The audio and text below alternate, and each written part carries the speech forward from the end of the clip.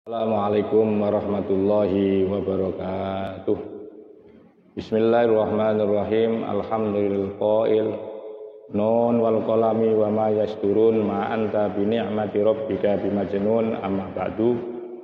Mari kita lanjutkan kembali kajian kitab Iqatul Imam, di mana kali ini masih meneruskan tentang sejarah atau itu autobiografi daripada mensyarah kitab hikam ini. Waqala dan berkata lahu kepada, yaitu Ahmad ibnu Ajibah.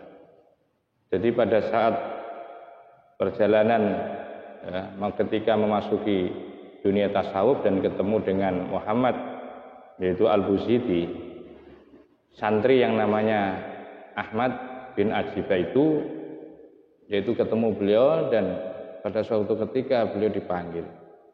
Waqala dan dawuh siapa, yaitu Muhammad Al-Buzidi lahu kepada Ahmad ibnu Ajibah. Ini masih terusan pada episode pertama. Ya Ahmad, wahai Ahmad. Ya waladaya, wahai anakku. Ini mungkin santri kesayangan. Jadi santri dengan panggilan anakku ini sebagai bukti bahwa Ahmad bin Ajibah itu sangat dicintai oleh gurunya. Beliau mengatakan begini, gurunya itu, syurutut thoriqi indana as-sidqu wal mahabbatu. Bahwa syurutut thoriqi, adapun syarat berthariqah, syarat awal orang biar bisa lancar dan sukses untuk menggapai pangkat ketasawufan, biar lancar di dalam berthariqah untuk menuju hakiki kepada Allah Subhanahu wa taala, menurut Muhammad Al-Buzidi, indana, menurut kami, adalah as-sidqu wal mahabbatu, adapun yaitu sifat sidik, sifat jujur, wal mahabbatu dan cinta. Jadi ini awal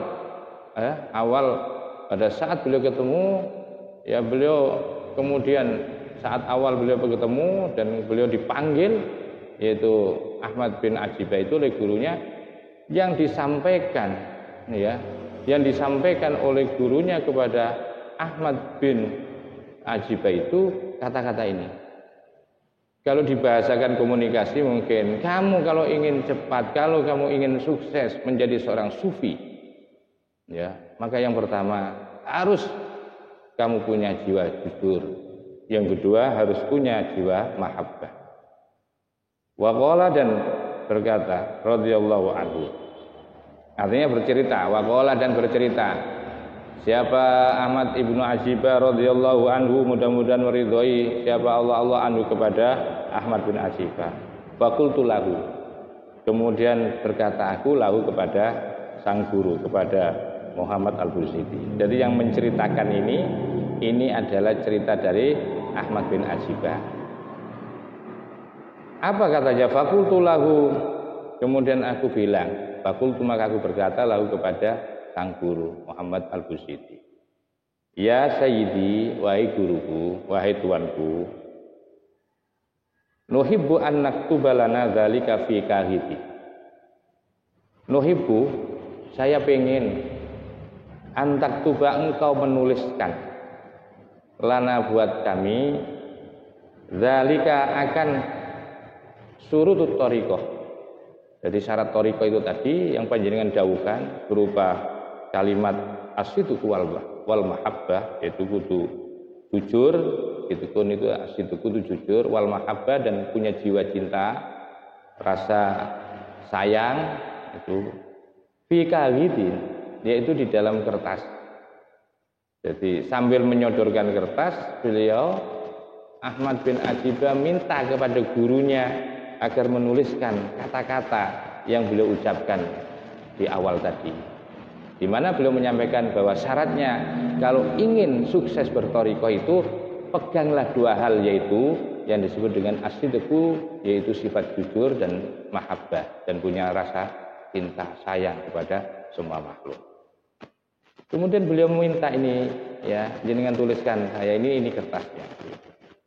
Kola kemudian berkata, siapa ini? Ini masih yang berkata karena ini cerita. Kola berkata siapa? Ahmad bin Ajibah. Jadi yang kola di sini itu beliau. Jadi redaksi itu diturunkan kemudian ya. Fakataba maka kemudian menulis sang guru yaitu Muhammad Al-Buzidi li untukku bidzalika melalui kertas itu. Jadi alhamdulillah ternyata guruku itu juga sayang kepada saya dan saya kemudian ketika saya memerintahkan, saya bukan memerintahkan saya minta mohon dituliskan kata-kata itu ya di kertas yang sudah disiapkan oleh Ibnu Ajibah, meminta kepada gurunya untuk dituliskan itu. Pada suatu ketika walamma kholautu binafsi, dan ketika kholautu sendiri atau sepi, khola itu maknanya sepi.